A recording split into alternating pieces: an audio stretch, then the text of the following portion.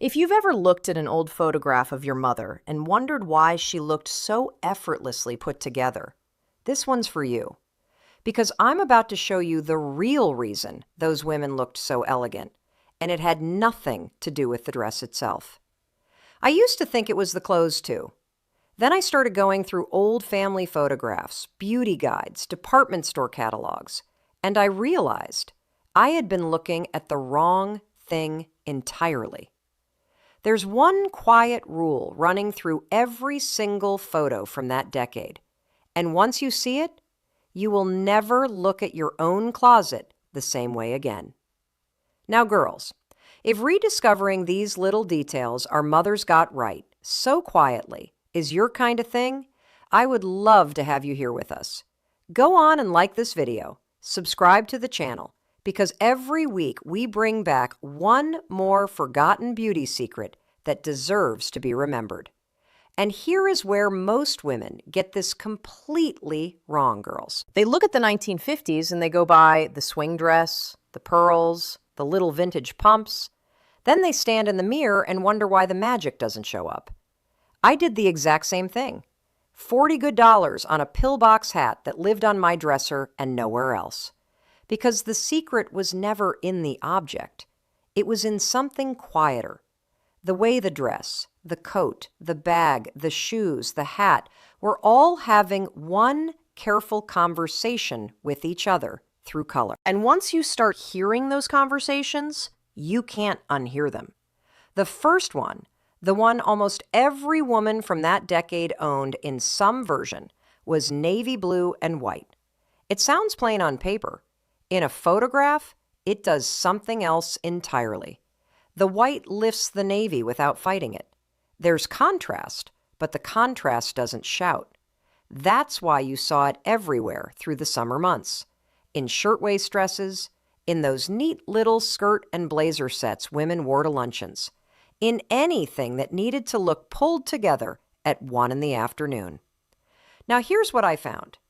Navy and white still looks elegant today for the exact same reason it looked elegant in 1956.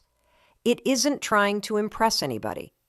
The combination has nothing to prove. Then there was blush pink with gray.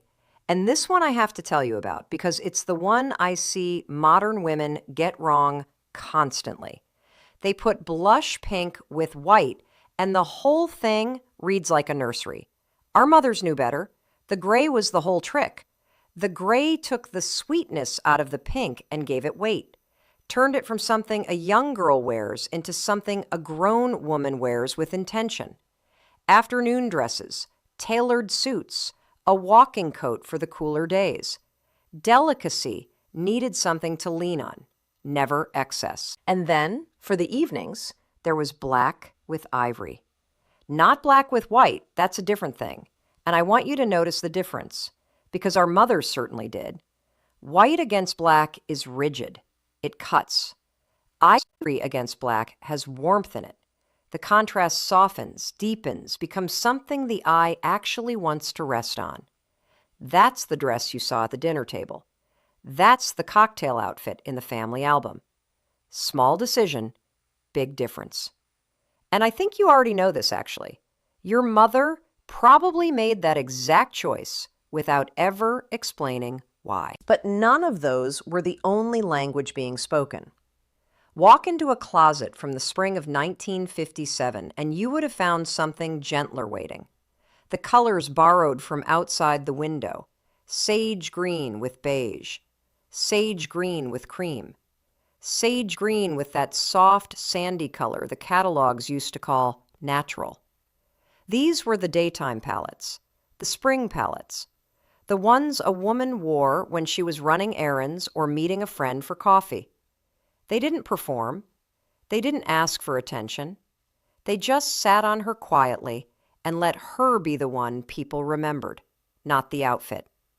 That was the whole point. Refined, never striking. The other one I want you to picture is chocolate brown with light blue. This is the autumn combination, the one that came out of the closet when the leaves started turning. And the mechanism is so simple once you see it. The light blue lifts the brown, keeps it from feeling heavy. The brown anchors the blue, keeps it from drifting off the body. A blue wool dress with a brown leather handbag and brown leather pumps. That was the whole outfit. And it looked expensive even when it wasn't, because every piece was holding up its end of the conversation. Now, here's something I want you to notice when you look at those old photographs. The colors are almost never loud. They're medium. They're settled. The reds aren't fire engine red. They're brick or rose or that warm coral the lipstick ads sold. The blues aren't electric. They're navy or powder or that dusty robin's egg. And that's exactly why those photographs still look balanced today, decades after they were taken.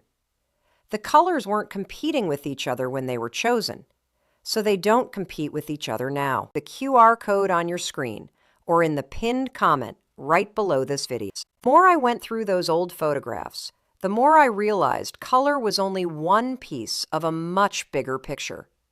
There were dozens of small principles our mothers followed without ever calling them fashion rules. If you want to keep exploring these forgotten habits with me, everything is waiting for you through them. And there is one more layer I want you to see, because it's the most sophisticated trick of all, and almost nobody talks about it anymore. The truly elegant women of that decade didn't always reach for contrast.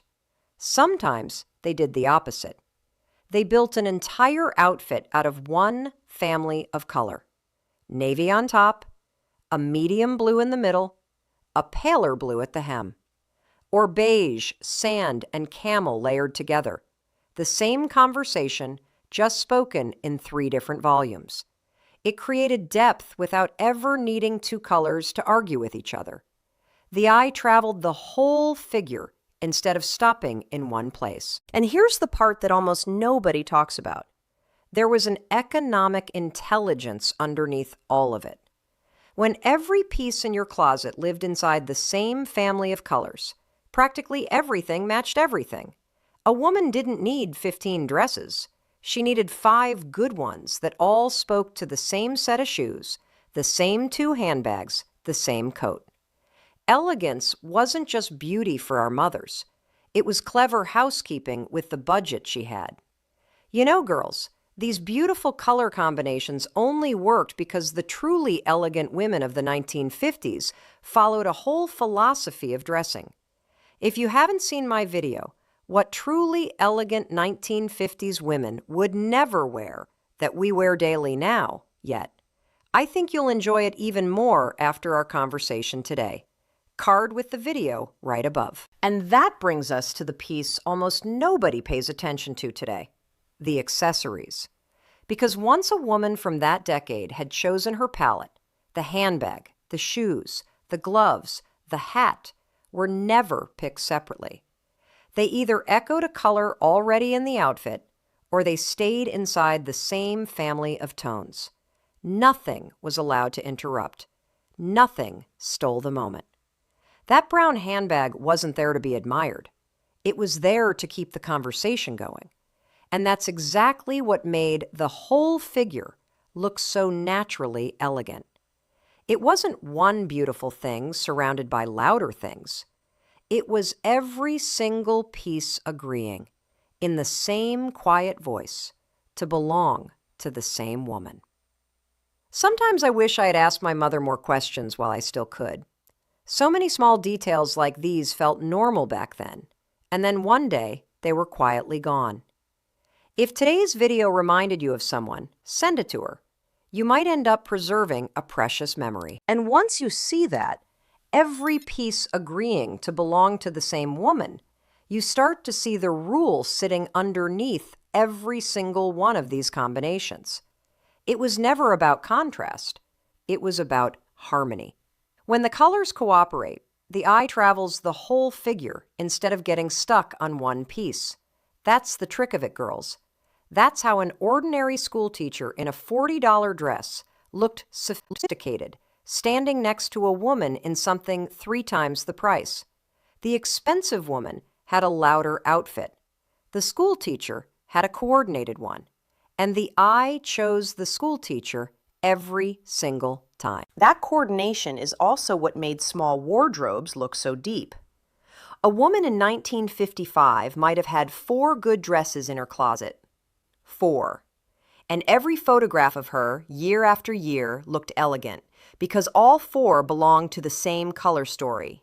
All of her shoes and bags fit that story, and so every combination she pulled together in the morning belonged. Fewer pieces, more outfits. The math of it was beautiful. Now, that doesn't mean nobody wore strong color. They did. A deep red coat, a real cobalt blue dress for an evening out. The difference was the strong color always had a quiet partner, beige, ivory, soft gray, something to absorb the volume. A red coat over a cream dress with cream gloves reads as elegant. The same red coat over a competing color reads as costume. One small decision, the entire mood of the outfit changed. There's another piece to this I want you to know about. The film itself helped. The Kodak film, the natural light through a kitchen window, the cotton and wool and silk that took color softly instead of brightly, all of it pushed the palette towards something gentler than what we see now. The dyes were less aggressive. The fibers absorbed the light differently. The whole world had a warmer, more muted tone, and the clothes were built to live inside that tone. So when you look at a photograph from 1958 and feel that it just looks right, that's not your imagination. The materials were quietly cooperating with the choices.